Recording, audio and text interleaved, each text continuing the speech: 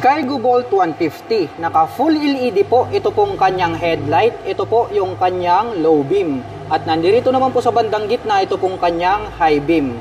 At located naman po rito po sa bandang ibaba, ito pong kanyang LED na turn signals.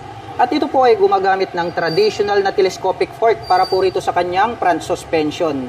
Naka single disc brake with single pot caliper. Black color po ito pong kanyang cast wheel at may sukat naman po ang kanyang gulong rito sa harapan na 110/70-13. Naka fully digital meter panel display at ang kanya naman pong mga button selectors, mayroon po itong passing light, high beam and low beam, turn signal selectors at ang kanyang horn.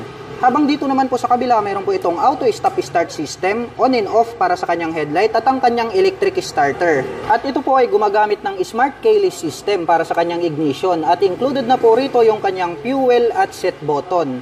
At mayroon po itong two front pocket. Dito po sa kanan, maluwag din po ito at pwede po tayong maglagay rito ng coins at gloves. Habang dito naman po sa kabila, the same lang din po sila ng size at pwede po tayong maglagay rito ng mobile phones. At meron na rin po pala itong built-in na USB Type-A port. Ang lapad po nito pong kanyang upuan at malambot din po siya kaya comfortable sakyan. Itim naman po ito pong kanyang seat cover. Itim din po ang kulay nito pong kanyang integrated na grab bar. At located naman po rito sa gitna ito pong kanyang fuel tip. At meron naman po itong fuel tank capacity na 13 liters. At mayroon naman po itong fuel consumption na 45 km per liter. Maluwag din po ito pong kanyang pillion board at mayroon po itong footrest extension at mayroon naman po itong rubber cover on top na anti-slip. Ang forma po ng dating nito pong kanyang full LED na tail light. Nandito po sa bandang gitna ito pong kanyang brake light. Habang nandito naman po sa bandang gilid, dito pong kanyang mga turn signals. At ito po pala ay gumagamit ng dual shock absorber para po rito sa kanyang rear suspension. May integrated na mudguard.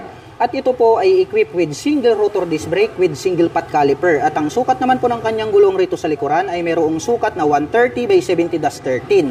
Itim po ang kulay nito pong kanyang pipe at head protection guard at mayroon naman po itong single exhaust.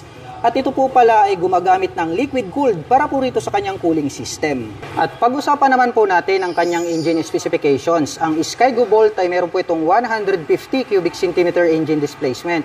Naka single cylinder, single overhead cam, 4-stroke with 2 valve at nakakapag-provide po ito ng maximum power na 10.2 kW at 8,500 RPM. Habang nakakapagbigay naman po ito ng maximum torque na 13 Nm at 7,000 RPM. At ang presyo po ng Skygo Bolt 150 ay nagkakahalaga po ito ng 115,000 pesos. At kung gusto mo naman pong kumuha ng hulugan ay kailangan mo pong mag-down payment ng 5,000 pesos. At meron naman po itong 5,523 pesos sa loob po yan ng 3 taon. Skygo Bolt 150, naka full LED po.